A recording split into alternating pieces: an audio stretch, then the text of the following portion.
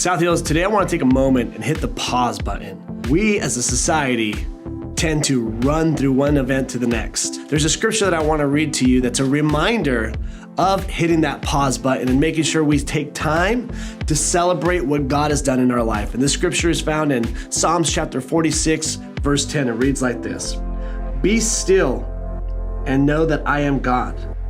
I will be exalted among the nations. I will be exalted in the earth."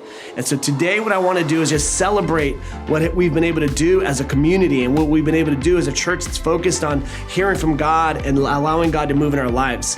This year alone, we've had 7 child dedications, which means families who are committing to raise their children in a godly way to make sure that they grow up knowing what God has instilled for their lives. We also have had 13 people be baptized. People who are saying, I want the world to know that my relationship with God matters, and I want to be obedient to God's word by having a fresh start and a new beginning. The other thing I want to celebrate is this: 72 people have taken the next step by signing up for our Discover class that ultimately gives them the opportunity to hear what we believe, what we're all about, why we focus on reaching people for Christ, why we focus on taking next steps. And the one that gets me the most excited, this year alone, we've had 284 people say yes to Jesus, to trusting God and believing that Jesus is a crucial part of their life and wanting Jesus to be a part of the rest of their life. As people move into a relationship with trusting God more and more and more, that's something we want to celebrate, such as our first-time givers, people who have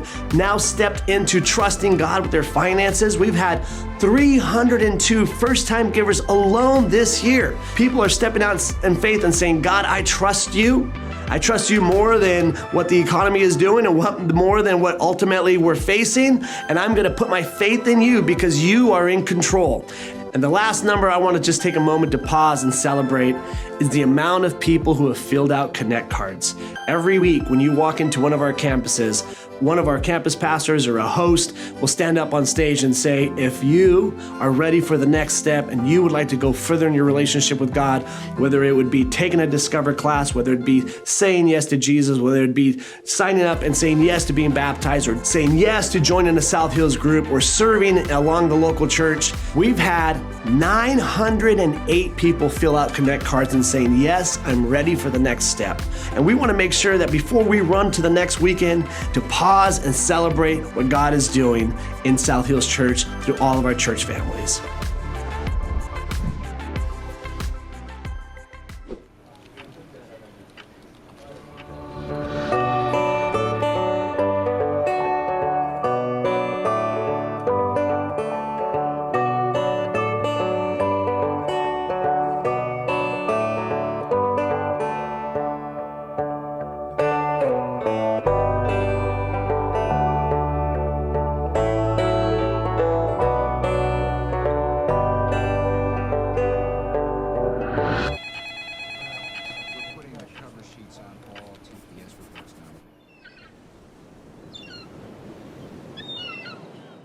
I just want to say again, happy Father's Day. I put up here on my thing, Dad as my title. I'm really proud. I love being a father.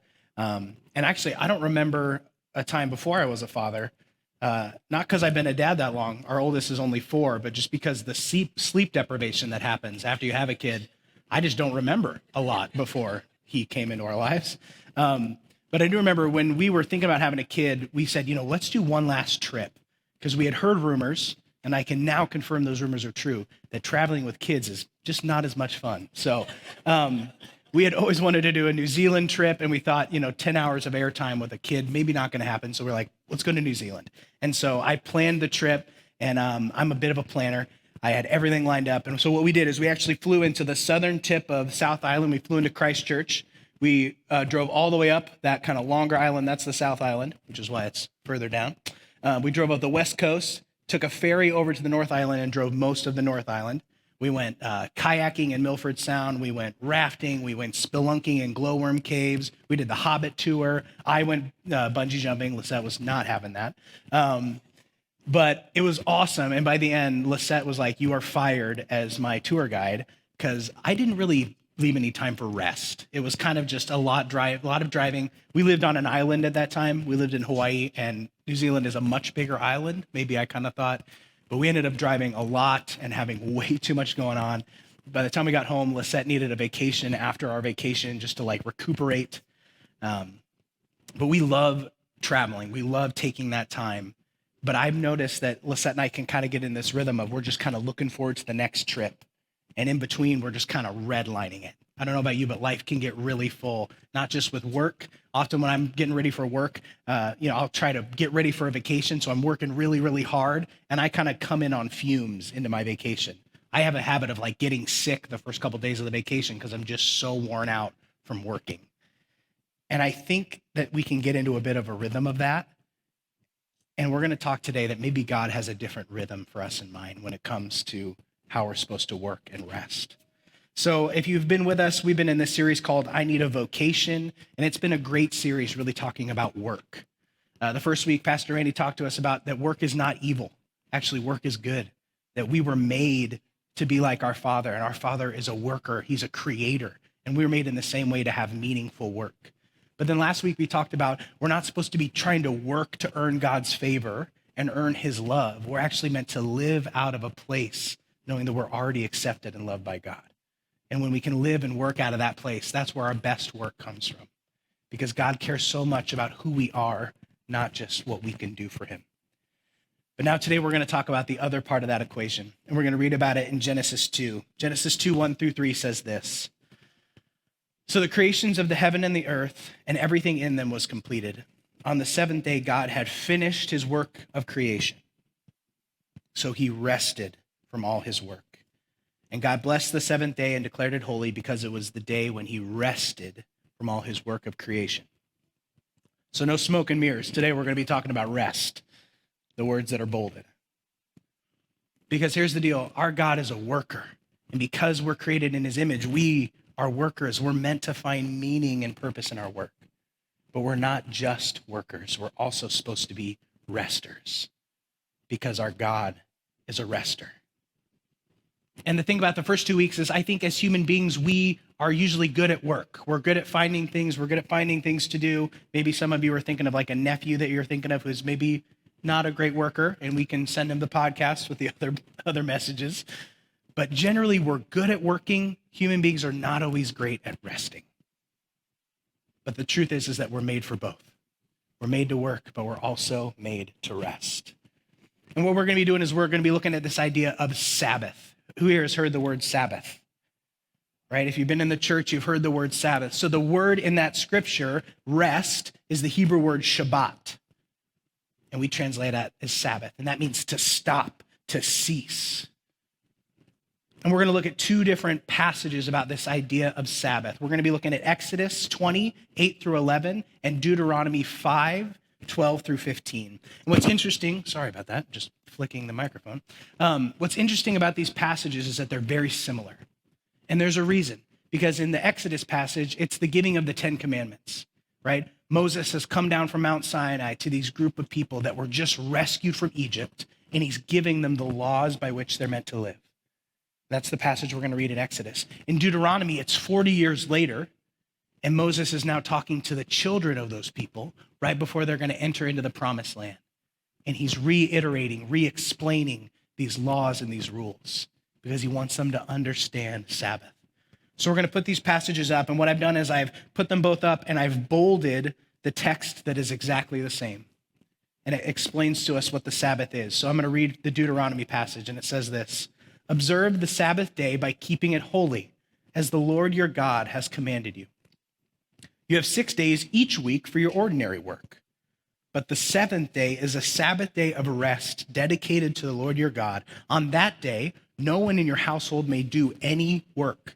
This includes you, your sons and daughters, your male and female servants, your oxen and donkeys, and your livestock, and any foreigners living among you. All of your male and female servants must rest as you do. So you can see they're remarkably the same, and they lay out what the Sabbath day is supposed to be. It's supposed to be a whole day of no work.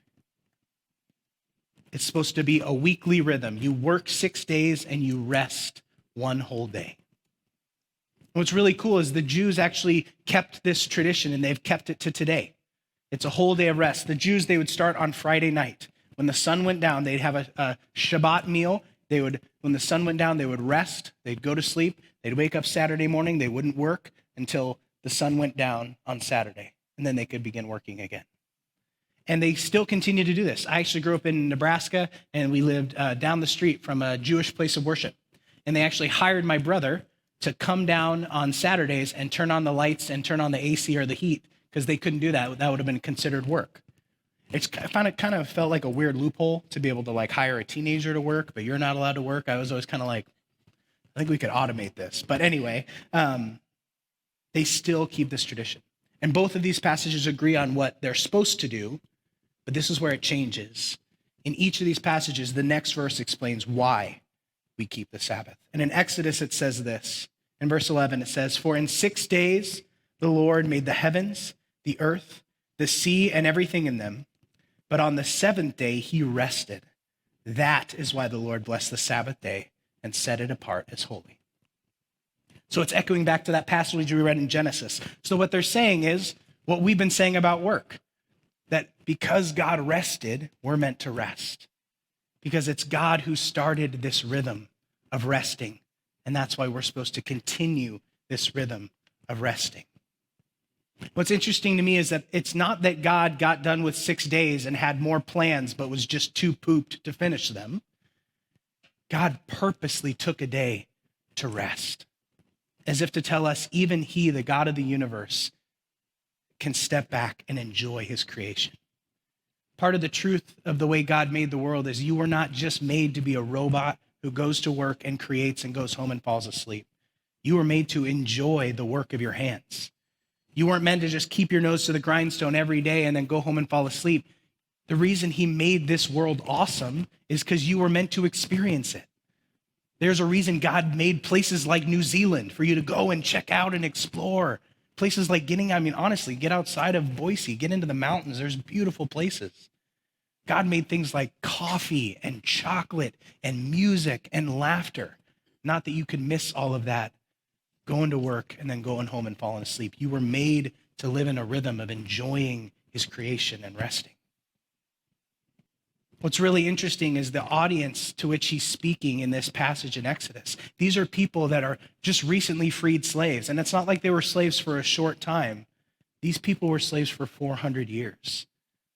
Their father, their father's father, their father's father's father had been slaves. They had worked every single day, back-breaking labor. And God rescues them out and he tells them, I'm going to be a different type of master than the one you've experienced. I don't just care about what you produce. I care about you, and I want you to rest. I'm a different kind of master. It's a beautiful invitation for these people that probably had that beaten into them literally to work every day. But I hate to tell you this, they didn't do it. They didn't do a good job of resting. These people get sent out into the wilderness, and God literally sends bread from the heavens and tells them on the 7th day, don't gather any bread. I'm going to take care of you. What do you think they did? What do you think they tried to do? They tried to gather bread on the 7th day. They couldn't do it. And this makes sense to me. So what I do for a living, what my job, my vocation is I'm a hospice chaplain. And so if you're not familiar with hospice comes in at the very end of someone's life, usually the last 6 months of their life, but obviously it can be shorter. And we have a team of nurses and CNAs and social workers and chaplains that provide support. And I love what I get to do. I love what I get to do. But I can tell you one thing that it has given me is a perspective on the way people go through the aging and dying process. And I can tell you a lot of times the people that have the hardest time through that process are those workaholic, type A, intense people. And the reason is they have found so much meaning in what they do. And they have given so much to what they do. And this is true of that type A business person that is just working, 50, 60 hours a week. But this is also true of the homemaker who's always the caregiver, always the one giving, always the one serving. And yet when it comes time that they can no longer give and they need to receive, they really struggle and they push people away. That person who was a workaholic, they want to keep doing, and they no longer have the ability to do what they once did. and their identity really suffers. The hard thing for me is a lot of these people are Christians. And they tell me, Charlie, I don't know why I'm still here. What does God have left for me to do? And what I like to tell them is maybe God doesn't have anything left for you to do. Maybe he has something for you to learn. Maybe you've done enough. In other words, maybe it's time to rest. And I think that's what happened with these people in the Exodus. They had been used to a rhythm and a going. They didn't know how to slow down and stop. Because that's the thing about a rhythm. A rhythm keeps going. And a rhythm is hard to change. Who here has tried to change a habit that they've had? Right? And it's so hard to change. And the only way we can sometimes change those habits or addictions is by changing another rhythm, right? Changing that rhythm, especially when we start getting to the end of our life, is really, really hard. And that's why today and throughout this message, I'm just going to keep inviting you to consider a rhythm of rest. That by the time you get to this point in your life, you don't lose the ability to rest. So this is what Moses is trying to say in the Deuteronomy passage. He's speaking to the kids of those people and saying, we're about to go into the promised land. Please remember what the Sabbath is. And then he says this in Deuteronomy 5:15. It says, remember that you were once slaves in Egypt, but the Lord your God brought you out with his strong hand and powerful arm. That is why the Lord your God has commanded you to rest on the Sabbath day. He's telling them, remember what I rescued you from. Remember those masters and the way they treated you. Remember, I'm a different kind of master. You don't need to keep working. You don't need to keep fighting and grinding for everything. I want to give it to you. I want you to rest. He's rejecting Egypt and its economy and its way of thinking. If you've ever read the Exodus story, you know that God humbles, he humiliates the Egyptian gods. You know why? Because he wants us to understand that their way of viewing people is not the way he views people. That the only thing that matters is their production. Because if you're a slave and you have a sick day, well, that doesn't happen.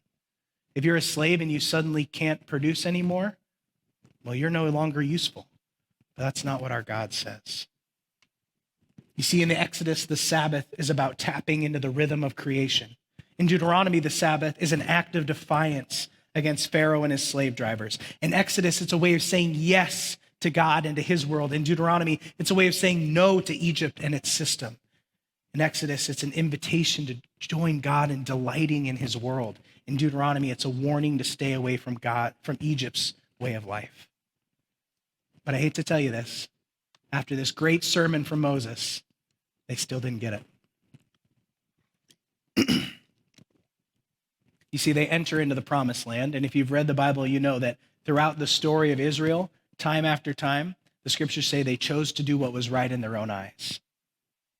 They continued to follow what they wanted to do. And there are some brief highlights. There are some kings that really try to bring the people back to God's view and try to bring them away from this way that Egypt thought, that all that mattered was their wealth and what they could bring to God. But actually, in the end, the people of God are conquered and they're taken back to Babylon. And many years later, they actually get to come back and reestablish the nation of Israel. And there's a group that comes up that says, we are going to do it right this time. We're going to follow the rules. The reason we didn't get to experience this promised land is because we forgot the law of God. So we are going to keep the law of God. You know who those people were? They're the Pharisees. Right? We always think of the Pharisees as the bad guys, right? We read the Jesus story and we're like, those darn Pharisees. But the Pharisees were trying to return the people back to the law. And they kind of went dad mode on it. So what they did is they took the law and then they put laws around the law. Their kind of idea was, well, if they can't break these laws, then they can't break the real law. Right? And when I say they went full dad mode, my wife will tell you, I have a tendency of kind of getting frustrated and just going way too far. So one time Judah wouldn't clean up his room. And so I said, fine, we're getting rid of all of your stuff. And I just put it all in garbage bags.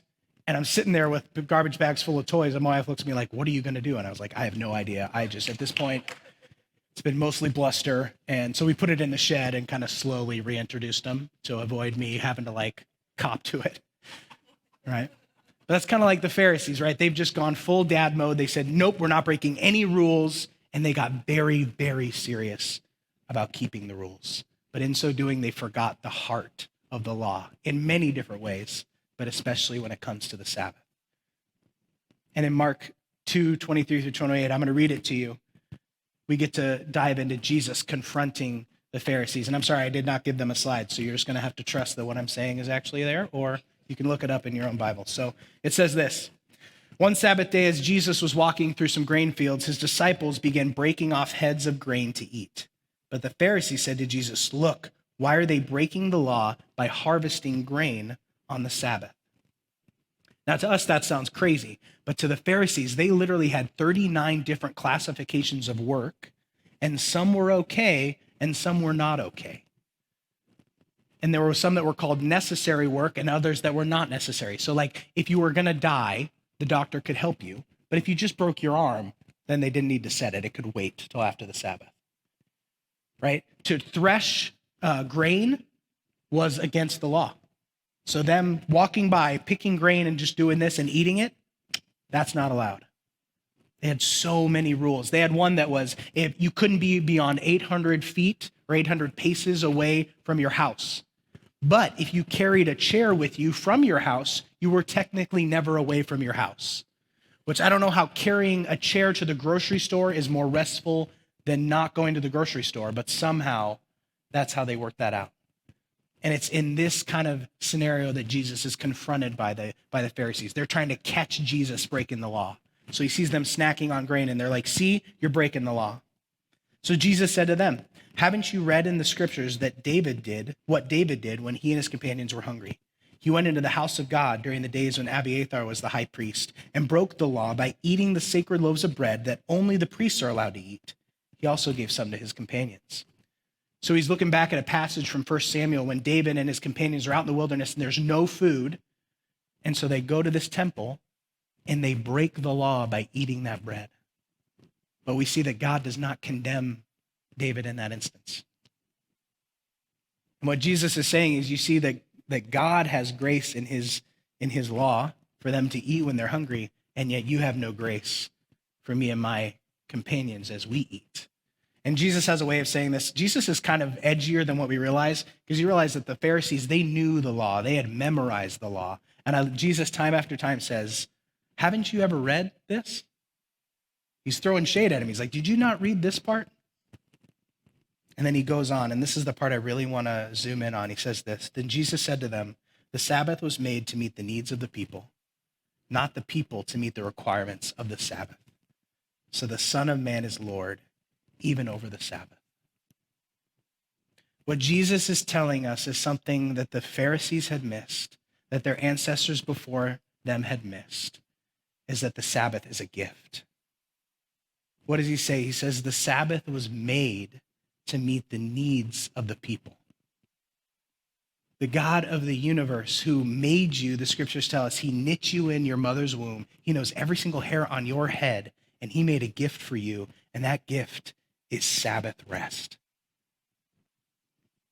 This is not something to be wrapped up in laws upon laws upon laws. This is something to be experienced every week as a gift from God.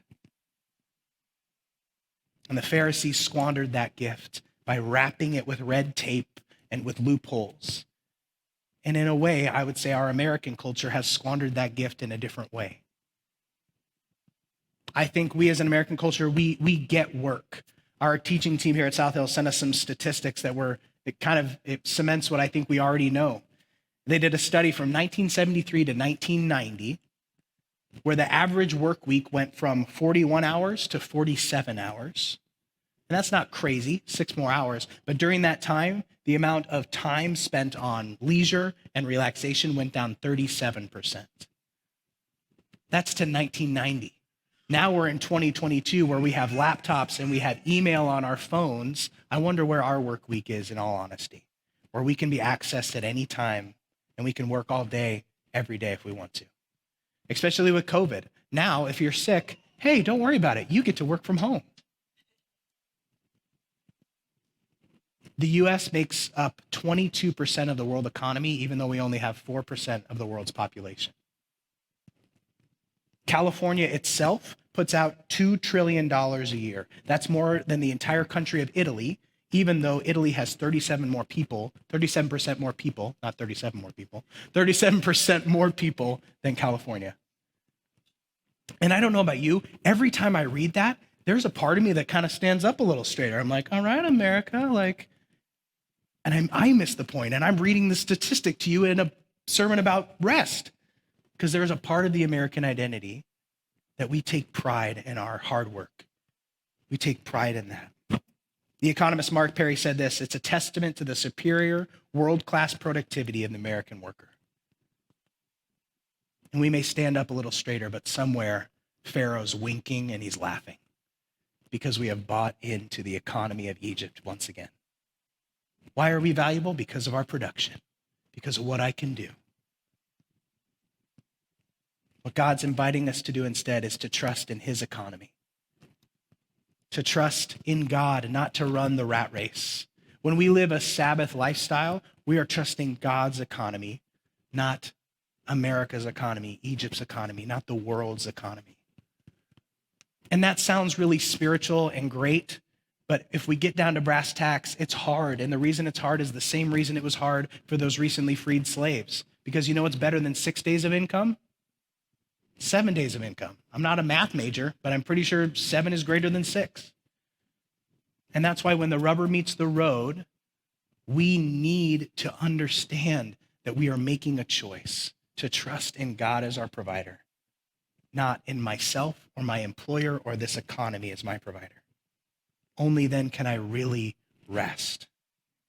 But I would ask you again, the God who created you and knows you better than anyone else created Sabbath for you. Why ignore it? Why not give it a try? I wonder if we're missing out on the way of life God would have for us. I wonder if by putting our nose to the grindstone and working and working and working so that our family can be secure, are we missing out on time with our family?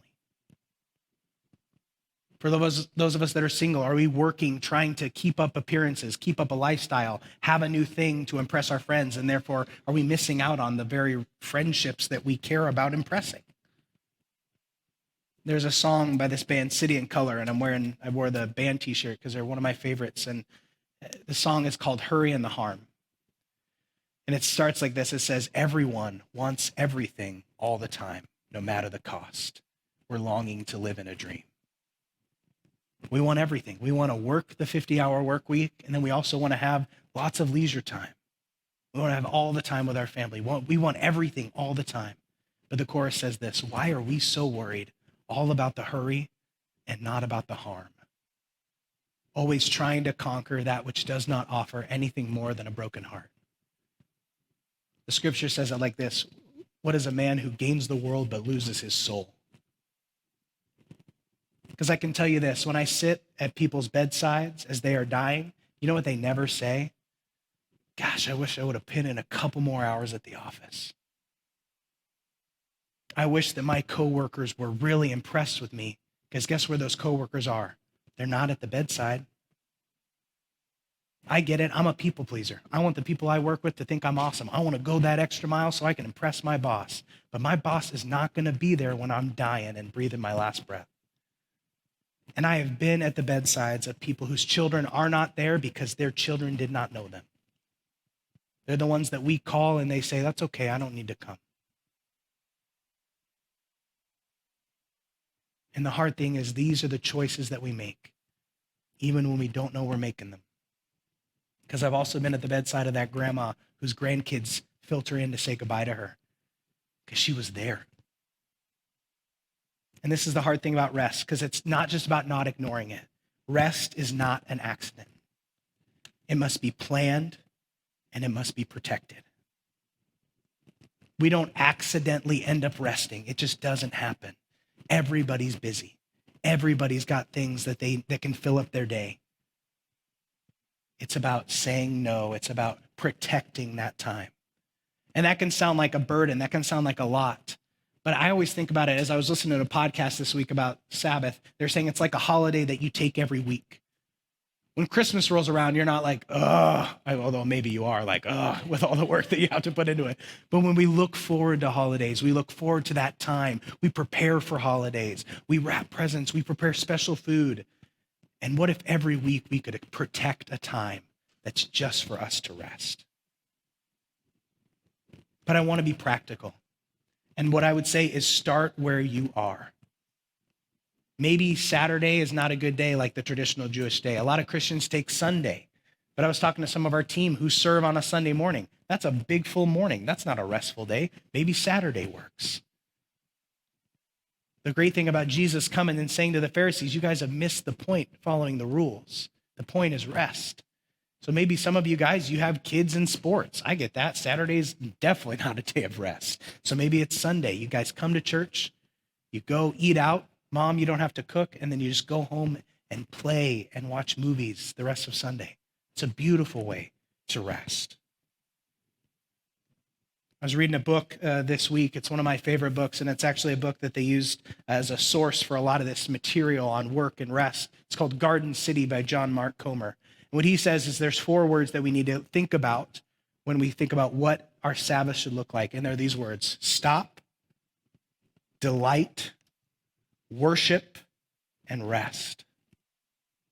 So everything we do on a Sabbath, does it run through these 4 words? Am I stopping?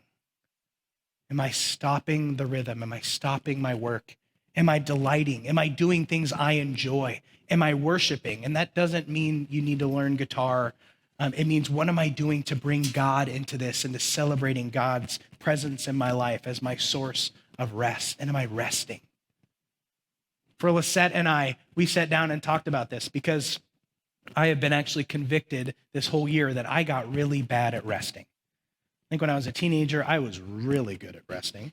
And then life caught up to me, and there's so many things to do. And my wife is a cuddler, and I have like 30 seconds tops. As soon as she looks away, I am gone, and I am folding laundry, and I'm doing something. I'm finding something to do. I can't sit still. And I finally was like, what am I doing? And this sermon series was a great thing for me to kind of sit down and go, what do I need to do to really find Sabbath rest? And so what Lisette and I did is we sat down and said, what do you want our Sabbath to look like? And we made a plan, and we started getting serious about it. So now Friday afternoon, we did this for 2 weeks. I don't want to get cocky. It's 2 weeks in. So don't. And this doesn't need to be a paradigm for you to use. It's just what we did. So we said, okay, Friday, I'm going to come home, finish my work. We're going to clean up the house. We're going to kind of prep some food. We're going to eat dinner, and then we're going to start resting. We put the kids to bed. She and I read a book or watch a movie. We go to sleep, wake up in the morning. We do communion together as a family. My son pretty much thinks Sabbath is just sourdough bread and apple juice because that's what we've been doing. So maybe not grasping the full, but we celebrate Jesus with that. We read some scripture, and then we go play. A couple weeks ago, we went hiking. Yesterday, Lisette and I went to our rec center. We did an exercise class. Then we took the kids to the pool. We watch movies. We eat junk food, and we just play. And already my son is like, do you know what tomorrow is? It's Sabbath, and he starts to look forward to Sabbath. But make the adaptations that you need to make. Maybe you don't have a regular schedule. Maybe you need to pick a day each week. But pick that day, plan for that day, celebrate that day. Make sure you stop, you delight, you rest, and you worship. And the cool thing is, I think this is a great thing to do for those of us who have kids. It's great for families. What a precedent to set for our children, that as they go forward in life, that they learn this rhythm that God has for them, that they're meant to rest, that they're meant to enjoy their lives. For me, it's a day that my son knows I'm undivided. I'm not looking at my phone. I'm not worried about something else. I'm not distracted. We're just playing. How key is that going to be for my kid? But also if you're a single person. I think sometimes in church we talk about families. We talk about the spirituality of families. I used to work with a bunch of social workers that were single women, and they would always take the holiday on call because no, you need to be with your families. What a lie that your rest doesn't matter if you're a single person. Pick that day, protect that day. The Lord made you for rest too. Our team is going to come up and lead us in one more song. And I want to leave you with just a couple questions. I want you to ask yourself, what would my ideal Sabbath look like? What would my perfect Sabbath look like? What are those things that you need to rest? What are those things that you delight in? What would worship look like to you? What would stopping and resting look like for you? And then I would ask, what are 3 things you need to do to make it happen? I had a great conversation with somebody after this first service. He said, I work on commission, and it's so hard for me to unplug. Because that cost it seems so much greater. That discipline to stop is something that you need to have in your mind before you get there. Otherwise, it's always going to be harder. There's always going to be something you can do. What are the 3 things you need to do? If it's getting all the chores done on Friday so that you can rest on Saturday. If it's maybe moving some stuff around to another day to maybe have that day a little bit more full so that we can keep that day holy, keep that day set apart, keep that day of rest. And as we worship this morning, would you let those things sink into your heart? Would you listen to the voice of Jesus, that invitation again to remember that you were made for more than work. You were made for rest as well.